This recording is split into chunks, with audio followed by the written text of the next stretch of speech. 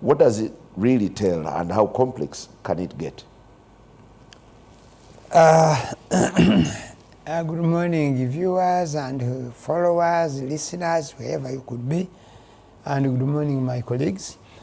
It is interesting that we are now focusing on Kampala, and rightly so, because being the capital city, where everybody is, including those who are going to stand far away deep in the villages, they are all here. And the politics that probably goes on around Kampala here may influence the areas around.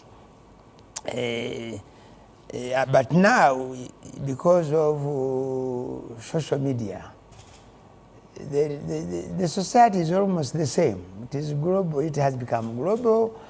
Every whisper that takes place anywhere, people hear it, and maybe it may influence, it may not. But for Kampala, it has always been like that. As far as I know, the history of politics, when I have been mature and eligible to vote. Since the elections of 1980, Kampala, in some sort, was predominantly opposition, and it has remained so. And the basis of it is because of the argument where we think the elite. When people talk about the elite, many people confuse elitism with the educated. Imam, if I could interrupt you there, I think that's a bit flawed when you say Kampala has been traditionally opposition. We had Mayor Yiga at one time who was inclined to the NRM. That's one individual. Man, I'm talking about Kampala, whether MPs, whether LC1, whether LC3. We've had Babu, we've had Kafumbe Mukasa. Yes, they were there. We've had Haji Ruzinda, we've had quite a number. All of them have been there, but largely the outcome is more opposition. And the basis was because of what I have just stated. Elite, the educated. And many people confuse elitism with education. Whereas to me, I look at when they say somebody, when we go to the elite, people who have been exposed to many other views, ideas, they have traveled, okay? They have got influence. Those are the people whom should be the elite. But for us, whenever we talk about the elite, we are talking about the people who have gone to the universities and higher institutions of learning. And that's where we miss the point. Today, because of the transformation that have occurred, almost everybody, including the people whom we thought were absent, ghetto, Kampala today may be driven by the ghetto people. People who sleep under what? Under those small canals or whatever in the Kutu of Kampala could influence many other things. People gather them and they use them. I was shocked that even during the NRM delegates conference in Kololo, some group of people had like a gang, people who were not designated to be, but they participated in the elections. As delegates? Yes. Are you sure about this? I don't just come to say things I have not taken time to understand. Okay, fine. Because you will know that because the purpose at the end of the day was not voting somebody. The purpose was earning. There is some income somewhere. I can access it. So Imam Kasozi was a due delegate, right? He goes, after picking money, he sells it to, he says his tag to Njala. You enter, he goes home. Because he picked money from him, and now he's confused, whom should I vote now? The only way is to disappear.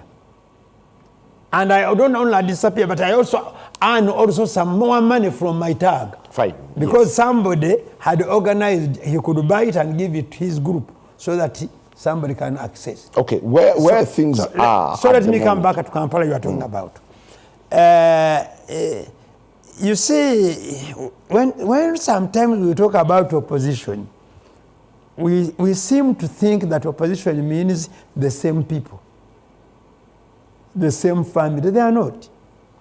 They are opposition vis-a-vis the government. They are opposition to each other. And each of them is pursuing or making sure that he gets something to be counted, that I am also present. And consequently, that's where we have the disturbances. What the opposition has failed to do, they have failed to do two things. Number one, you people hear about lobby and lobbying. Lobby and lobbying has an element in it called behind the scene. It's a structure behind the scene deals and compromises. Okay?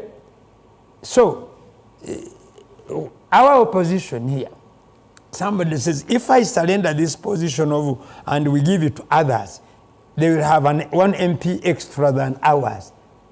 Let us compete. Even if we lose, I don't mind. And then people are building on false, they don't have enough clear information, by the way, statistical data, scientific, to tell. Say they are still riding on mind games, thinking and hoping that they will work. They use it to work because people were not exposed to as much information as we are exposed to. Okay? Mm-hmm. As we, if people, for example, know that I am coming to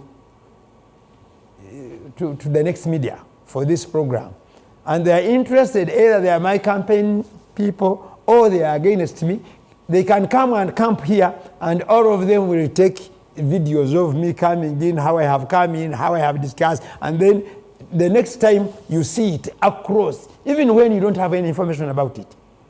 Others prepare it, others even don't have. The negative one you don't know. So, what I'm seeing, we are going to have some sort of, I will not call it a crisis, but a disparity. Mm-hmm. We are going to have a disparity, like we have seen even in the primaries, where somebody says that, we determined to give the card to Imam Kasozi because he had the ground. Me, as a student of statistics, I will ask you, is the support of the ground measurable? If it is measurable, what variables did you apply Imam, in order to reach? I'll definitely get back to you. Obed, how would you analyze the stakes in the jostling for Kampala, especially within the opposition? Thank you, Kagwa. The stakes are high, very, very, very high.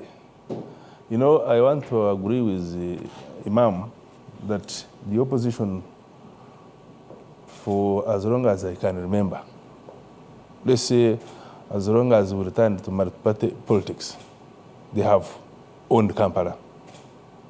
From late Sebana, Sebagara, I think now we're doing 15 years.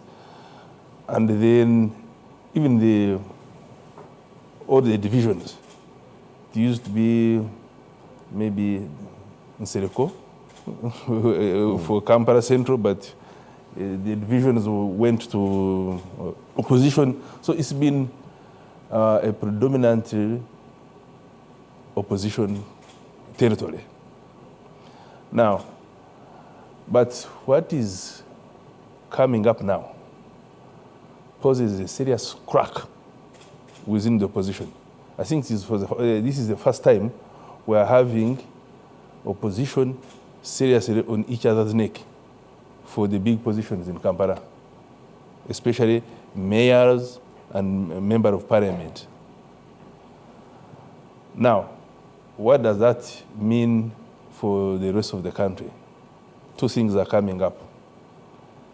Whereas the rhetoric has been, this is a movement to remove the NRM, to remove President Museveni from power, and then we bring an alternative government, it is turning out to be a movement for jobs. The other agenda of removing NRM, removing President Museveni, seems to be very lost. And to the voters and whatever, they are looking people who are jostling and fighting for jobs. If you So see the key issue at stake is survival. survival, absolutely. When you see the statements from the Lord Mayor Lukwago versus his colleague in opposition, Engineer Barimwezo, they are so charged, they are so uncompromising, they are so hot. So the issue is no longer the wave to remove President Museveni or to move NRM, to offer alternative leadership. It is how do I secure this job? That's one thing. Now, the second thing is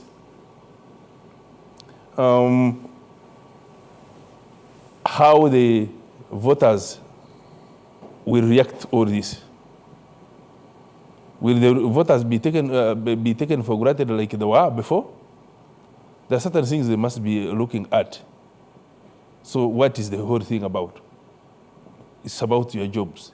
It's about what? Then they may begin, like Imam said, the voting trends are shifting. If you have noticed Ugandans, it's not about probably even how good words you are putting across. The manifesto. The manifesto and whatever. So now they may look at Mfunirawa in all this. Who is in for me? Who will change my status? And mark you, President Museveni has not been sleeping. Even when he loses Kampala continuously, he doesn't let go. For the last 5 years, he's dagging. You've seen him giving empowerment funds to uplift the Kamparans, especially the low caliber. These people, women in the market, getting that money through Emyoga. The boys in Mr. college. Do you want to suggest that Kampala is slowly drifting to the I other? am saying, if surprises happen, don't get shocked. These programs of empowering the boys in garages, women in markets through this Myoga money, the PDM thing. You say this corruption. Not No, program. I wouldn't want to say it's corruption. Giving people money to uplift them Yes. from poverty, in my view, it is not corrupting people. I mean, it's a government program. Money is appropriated, especially for Emyoga, for PDM, These are whatever. sweeteners. They are Political not sweeteners. They are social uplifting programs, and they are given across. At least there is nobody who's tried to access that money, and they said because I belong to NUP or I belong to FDC, I was denied that money. Thank you. A moment, Kagwa. Then we go into. I've seen even the ghetto where the opposition has been having these programs of Damri and whatever could be a game changer. Therefore, if things turn and you see NRM again making serious inroads in Kampala, don't get shocked. There is a serious frustration. There is a serious question marks being put. Statements that have been